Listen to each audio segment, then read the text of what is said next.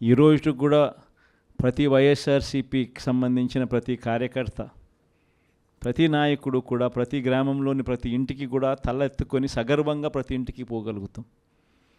మా ఎన్నికల మేనిఫెస్టోలో మేము ఇవన్నీ చెప్పాము. చెప్పిన ప్రతిదాన్ని కూడా ఒక బైబిల్గా, ఒక ఖురాన్గా, ఒక భగవద్గీతగా భావిస్తూ ఏకంగా 99% హామీలు అమలు చేసి మేము మన్ననలు పొందగలిగాము.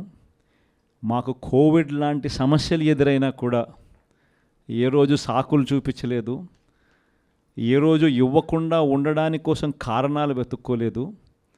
మా నాయకుడైనా, మా పార్టీ అయినా, మేమైనా విలువలతో రాజకీయాలు చేశాం, విశ్వసనీయతతో రాజకీయాలు చేశాము అని ప్రతి ఇంటికి వెళ్ళి సగర్వంగా తలెత్తుకొని చెప్పగలిగే మనం చేసిన మంచి ప్రతి ఇంట్లో కూడా ఇవాళటికి కూడా బ్రతికే ఉంది.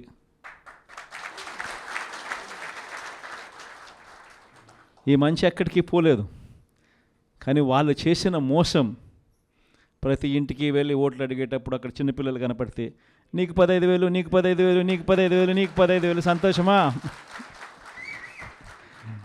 ఆ ఇంట్లో నుంచి ఆ పిల్లల తల్లి బయటకు వస్తే నీకు 18,000, సంతోషమా? ఆ ఇంట్లో నుంచి ఇంకొక అక్కచెల్లెమ్మ ఎవరైనా బయటకు వస్తే నీకు కూడా 18,000, సంతోషమా? ఆ ఇంట్లో ఎవరైనా ముస్లాం బయటకు వస్తే నీకు 4,000, సంతోషమా? అని ఇట్లా మాటలకు నిజంగా ఇటువంటి అబద్ధాలకు, ఇటువంటి మోసాలకు కాస్త ఆ ఇంట్లో ఒక 20 ఏళ్ళ పిల్లోడో 18 ఏళ్ళ పిల్లోడో ఎవడన్నా బయటకు వస్తే నీకు నెల 3,000 రూపాయలు నిరుద్యోగ భృతి, నీకు సంతోషమా? ఇవన్నీ మన కళ్ళ ముందన్నీ చూసినాం. అంటే ఇటువంటి ప్రలోభాలకు ప్రజలు కూడా ఏమో జగన్ చేసినాడు కదా, జగన్ బాగానే చూసుకున్నాడు మమ్మల్ని అందరినీ, జగన్ పలావ్ పెట్టాడు, చంద్రబాబు నాయుడు బిర్యానీ పెడతానంటున్నాడు,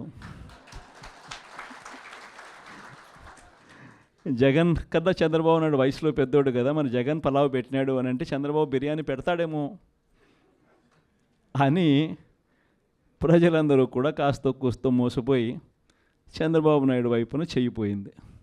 కేవలం 2.5 నెలల్లోనే ఒక ప్రభుత్వం మీద ఇంత వ్యతిరేకత రాగలుగుతుందా అన్న ప్రశ్నకు ఏదైనా ఎగ్జాంపుల్ ఏదైనా ఉంటుంది అని అంటే అది చంద్రబాబు నాయుడు గారి ప్రభుత్వమే అని చెప్పి కూడా చెప్పచ్చు.